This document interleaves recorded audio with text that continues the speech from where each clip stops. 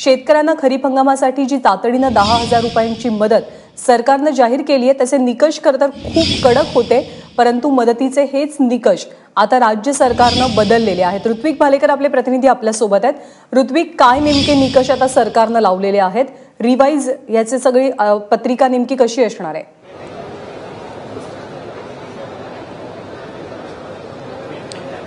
ज्ञानदा, काल सुकाणू समितीच्या सदस्यांनी बैठकीत प्रचंड विरोध केला आणि त्यानंतर आज सरकारने हा निर्णय घेतलेला आहे। आज कॅबिनेटमध्ये सुद्धा याची चर्चा झाली। प्रामुख्याने गाड्यांचा जो निकष होता 4 चाकी गाड्यांचा, त्यामध्ये प्रामुख्याने 10 लाखाच्या आत ज्या गाड्या घेतलेल्या व्यक्ती असतील, शेतकरी असतील आणि जे शेतीपूरक वाहनं असतील, जे भाजीपाले फळे वाहण्यासाठी वापरली जातात, अशा गाड्यांचा समावेश आता यातनं वगळण्यात येणार आहे। त्यामुळे या शेतकऱ्यांना याचा लाभ घेता येणार आहे। त्याचबरोबर 20,000पेक्षा कमी पगार असलेले सरकारी कर्मचारी असतील त्यांना सुद्धा यातनं वगळण्यात आलेला आहे। त्याचबरोबर सरसकट सर्व लोकप्रतिनिधींना हे निकष लागू करण्यात आलेले होते। आता प्रामुख्याने पंचायत समितीचे सदस्य असतील, सहकारी संस्थांचे अध्यक्ष असतील, उपाध्यक्ष असतील, या सगळ्यांना यातनं वगळण्यात येणार आहे। अशा पद्धतीने जे कठोर निकष या 10,000च्या मदतीसाठी लावण्यात आलेले होते ते बदलून त्याचं शुद्धीपत्रक आजच सरकारकडनं निघणार आहे असं सांगण्यात आलेलं आहे। ज्ञानदा, नेमक्या कोणत्या गोष्टी कारणीभूत ठरल्या, कुणाचा दबाव कारणीभूत ठरला हे निकष बदलण्यासाठी सरकारला?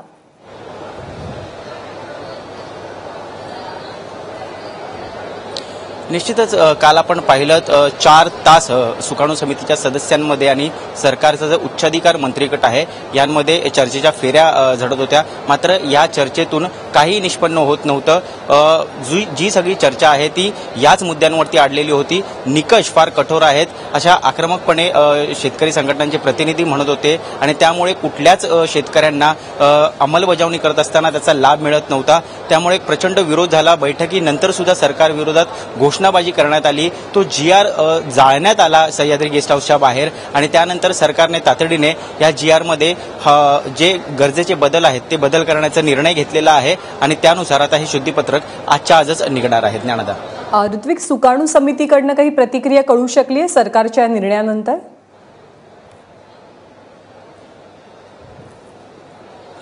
जोपर्यंत हे शुद्धीपत्रक निघत नाहीत आणि शिथिल केलेले जे निकष आहेत किंवा बदललेले जे निकष आहेत ते नेमके कुठले आहेत, त्यांच्या मागणीनुसार हा सगळा बदल करण्यात आला आहे का याची खातरजमा जोपर्यंत सुकाणू समितीच्या सदस्यांकडनं होत नाही तोपर्यंत तरी ते यावरती प्रतिक्रिया देणार नाहीत।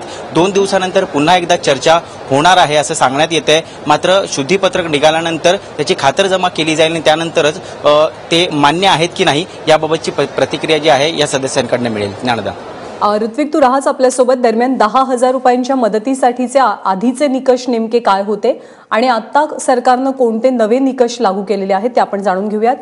आधी सरकारनं असं जाहीर केलं की ज्यांच्याकडे 4 चाकी गाडी आहे अशांना कर्ज मिळणार नाही।